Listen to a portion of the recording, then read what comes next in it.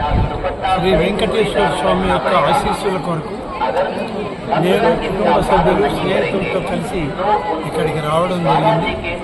అనేక మంది శాసనసభ్యులు, పార్లమెంటు సభ్యులు, అలాగే మాజీ పార్లమెంటు సభ్యులు, శాసనసభ్యులు చాలామంది కూడా ఇవాళ వాళ్ళు వ్యక్తిగతంగా కూడా వచ్చి స్వామివారి దర్శనాన్ని తీసుకోవడం.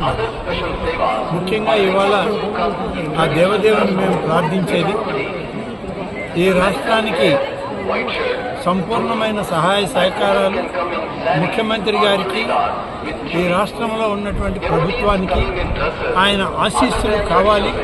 ఆ విధంగా మీరు కూడా ఆశీర్వదించండి అని చెప్పి స్వామివారిని కోరుకోవడం జరిగింది.